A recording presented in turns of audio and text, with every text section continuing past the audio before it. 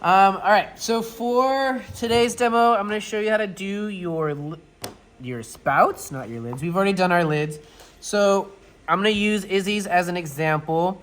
When it comes to spouts, remember there's different ways you can do it, but the best way is to have an S curve, and it does need to be a little bit higher for the spout to function properly and for you to have enough volume of water inside. So the top of your spout should meet at least the top opening of your pot, as example here. Otherwise, it's gonna be too short, and if we don't have that S curve in it, then it would possibly drip when you pour it. So we wanna try to have something more like that. But depending on your design, you might have one that's more drippy. So we'll take a look at that. For Izzy's, hers is a mushroom, so we've already got that mushroom shape. And for the spout itself, it's going to be like a worm coming out of the bottom. So I'm gonna lower it just a bit to make it easier for the flow. So we've already got a nice form here ready to go. We still do need our flange, so we would attach that extension there. And we also will clean up the inside just a bit more, but we could still attach that spout right now. So to get started with it, first thing we need to create is a slab. So we're gonna take two rulers and a rolling pin. And you wanna start out by flattening your clay just a little bit by hand first. The clay I currently have for you is fresh, so you do not need to wedge it. It's brand new. And we're gonna create a nice even thickness of a slab using the rolling pin. So keep this pin on top of the rulers the entire time. And do it until it no longer changes shape or extends anymore. So always just up and down on those two rulers. If we go like this, you're gonna get an uneven thickness. So stay like that on top. When you are doing this, also make sure you're doing it at the wedging table, or you have a piece of canvas down at your table so it does not stick, so it comes off nice and easy like that. At your desk, I also have provided for you this template for your spout. Now this isn't going to work for everyone, so it's just a basis for you to start. So you'll trace it onto your slab. Now if you have something that's really, really long, or you have one that's much fatter, then what you can do is technically extend it out if you wanted to. Or you could extend it out this way if you want it wider or fatter, and then you just follow the same lines. But I'm gonna go with this one here because I believe that would be enough for this design. You don't need to cut it at an angle or anything, just cut straight through.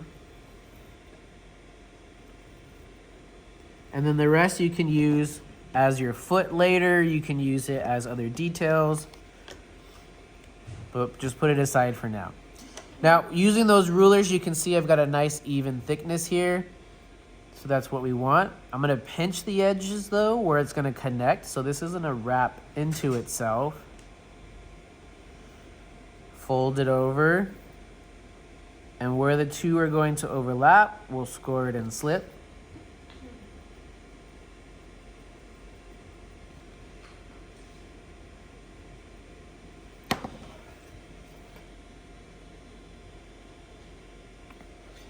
And then of course, blend it. So we need to smear it together. So by thinning it out a little bit on those edges before connecting it, prevents this from getting extra thick and something that is much less, needs less work. So blend that, blend the inside, because now you have an inside seam.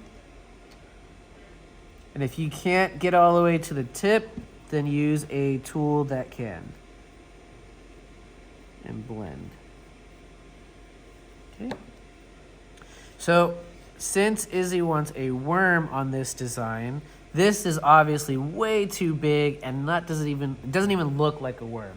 Proportionally, it doesn't work either, and it's not high as to like what we need. So this is just the basis to start with. To make it into that S curve, to elongate it, and to thin it out, we're going to have to pull it.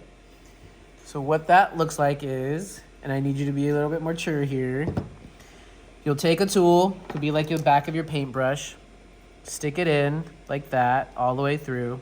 You can use your thumb or finger as well. You're gonna take your finger, or your other hand, your index finger and your thumb, and you're gonna start squeezing and pulling. So you keep doing this gently, starting all the way from the back. And using that water will extend it and make it much longer for you. Keeping that brush inside prevents it from sealing up and closing.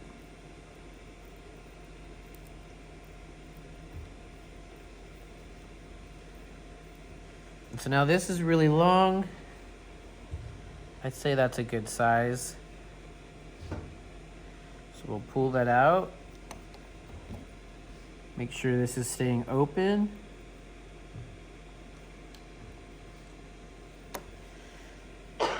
And then I can curve this into that S shape. So just giving it that little bit of a curve at the top here.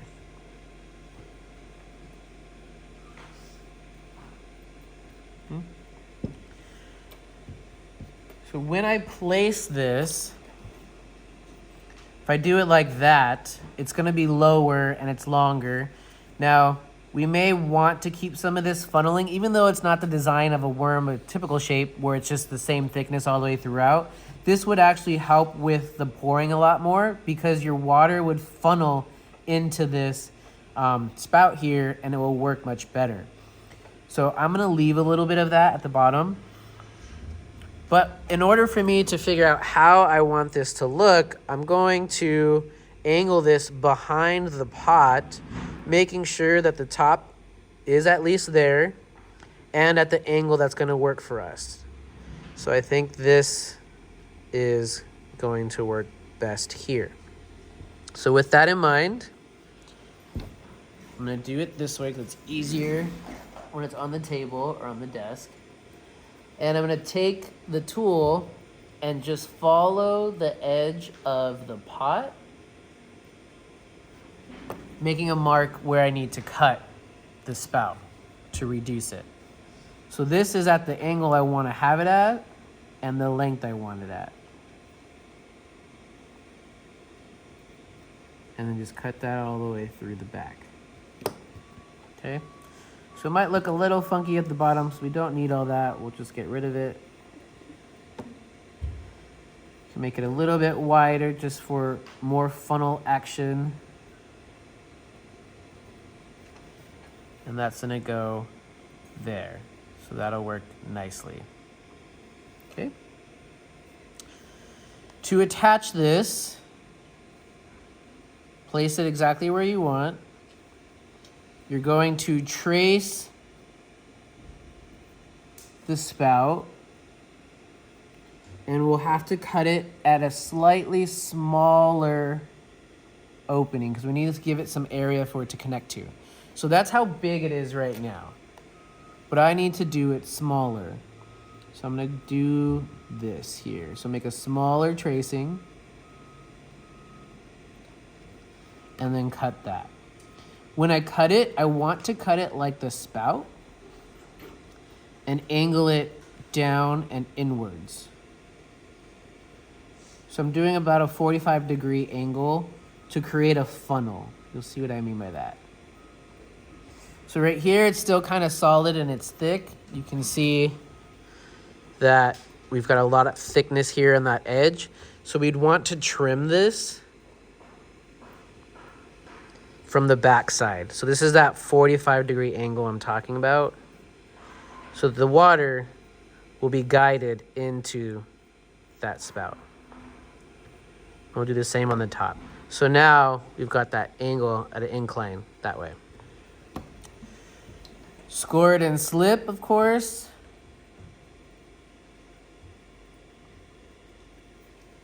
Score it and slip here.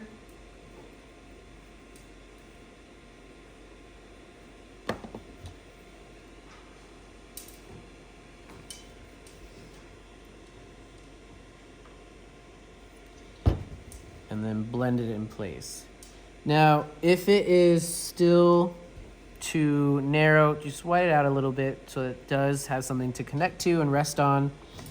but also if it's still too soft, meaning that you're worried that when you put it away in your bag overnight, that it possibly will fall or it'll move or something like that. After you've blended it together, you can blow dry it so that it stays in place and position. So just score and slip.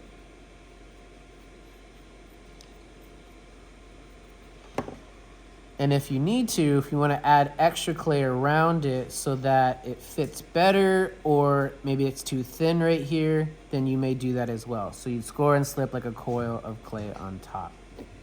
Make sure you get all the way around, closing all up the seams so no water escapes out of your spout.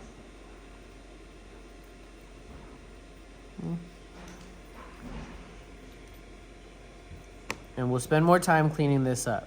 But right now we've got a nice spout right here that's gonna function really, really well for us. Doesn't quite look like a worm yet, but what we can do for that is, if it's a simple worm, just add a little bit of dots right here, like for an eye, and maybe we can give it some segments and divide it just by adding some line work through it, either with the needle tool, or you can use the rib tool here just to give it some of those segments. But some of you might have something that's more like a dinosaur or a different type of end as opposed to just something open like that. If that's your case, then of course you'd have to use wedged clay. And let's just say I was doing a dinosaur here. I've got my head here. I'll cut it open. You'll spend more time on this, of course, but pretend this is a designed, fully detailed dinosaur head, like a long neck. I know somebody else is doing a coiled up snake. So I can create the head that's open, create a little bit of a funnel here so that the water is guided out the mouth, and then cut open through the backside and widen it.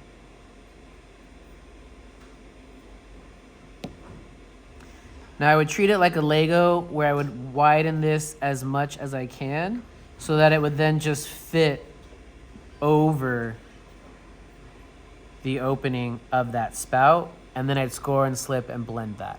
So that would then give me a head. If it's more of an arm, then you could add little fingers to it. You could attach another hand like this and make sure you have a hole going through the spout into that hand. But this is how you're gonna change it up. If you need something wider, because another student's doing like Kirby, he's got really fat arms, you can push it out from the inside as opposed to extending it to make it longer and narrower. So you just decide how you need to modify it to fit your design. And you might even need like a second spout, quote unquote, for like another arm. For example, like what I'm talking about with Genie. Let me go grab Genie really quick.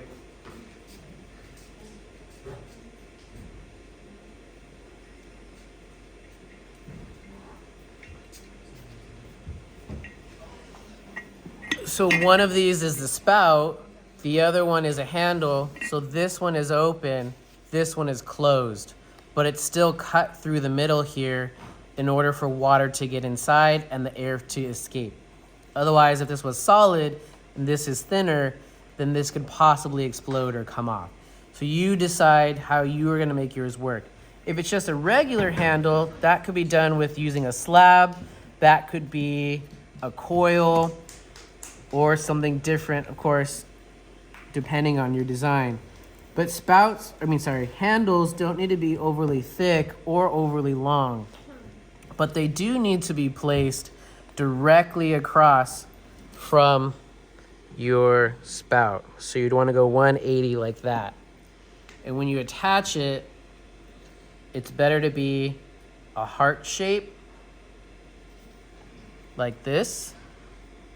This one's a little small, but the more it contacts, the stronger it is. So you'd score and slip that there, and then score and slip that there, and you can blend it. But you decide what yours wants to look like. There's another tutorial for handles for YouTube on your Google Classroom as well to help you show that. But that's pretty much it. Don't forget to have flanges for these that do extend deeper in there so that your lids don't fall off when you start to pour. All right, thanks.